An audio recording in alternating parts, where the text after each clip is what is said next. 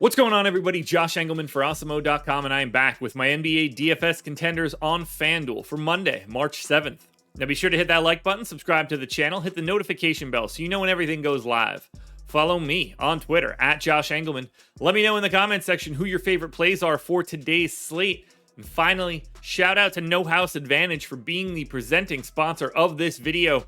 Use the promo code Awesemo when signing up to get up to $25 on your first deposit. Now we're rounding out the bottom of my top 10 with Julius Randle, Russell Westbrook, Josh Hart, Domantas Sabonis, and Luka Doncic on the outside looking in.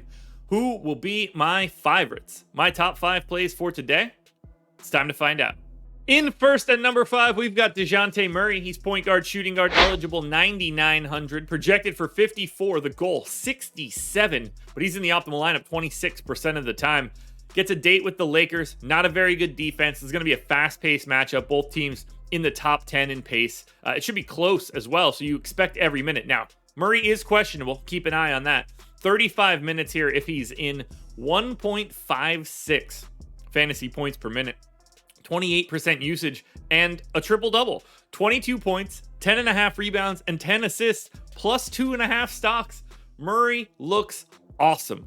But you can get to a lot of pay-up options on this slate, and that's why you see Luka looking exactly the same. You see, well, Russell Westbrook, not really a pay-up option any longer, but still in that top 10 area. There's a lot you can pay up for.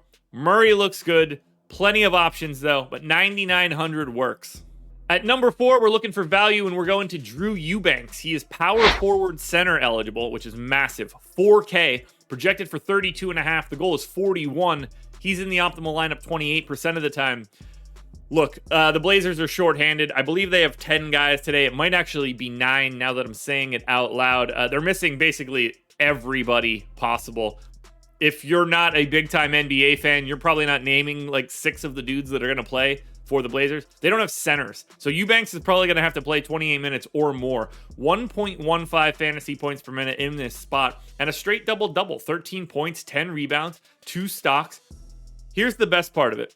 It's a massive pace-up spot. Minnesota's defense, nothing to write home about. They gain 3.1 possessions over their average. This is about as good as it's going to get from a pace-up spot. The problem here, Portland, 15.5-point underdogs. But even in a blowout, you still got to play all the minutes. I think Eubanks is playing 28. Basically, so long as he doesn't get into foul trouble or injury, I think Eubanks plays these minutes regardless. Looks great at 4K.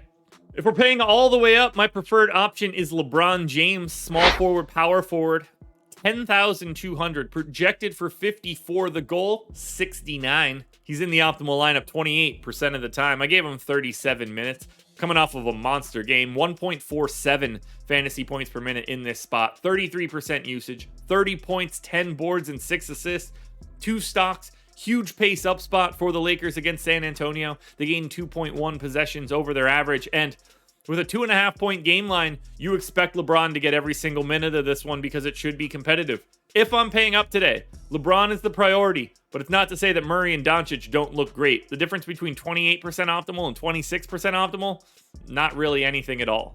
In at number 2, we're going to Jordan Poole. Point guard, shooting guard eligible, 4,700. Projected for 36.5. The goal is just 44.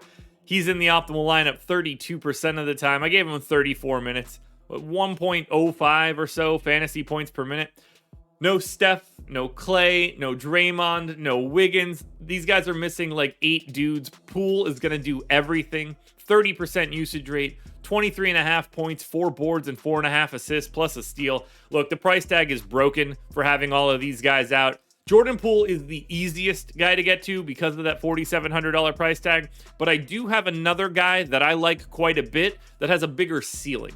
Now, before we get to that number 1 contender, one last reminder, like button, subscribe to the channel, notification bell so you know when it goes live. Follow me on Twitter at Josh Engleman. Let me know in the comments who your favorite plays are, and then sign up at No House Advantage using the promo code Awesemo. Your number 1 contender for today is Jimmy Butler, shooting guard, small forward eligible, 8K, projected for 48. The goal's 59. He's in the optimal lineup 32% of the time, same as Jordan Poole, just a bigger point ceiling. 36 minutes for Butler, 1.33 fantasy points per minute in this spot because it's a massive pace-up spot for Miami. They gained 2.4 possessions over their average by taking on a terrible Houston Rockets team. The Heat, 16-point favorites in this one. You get 27% usage out of Butler, 24 points, 7.5 rebounds, 6.5 assists, and 2 stocks. What's not to like? The price works, the position works, the matchup works. Just go to both of these guys. But right now, tiebreaker, Jimmy Butler is your number one contender.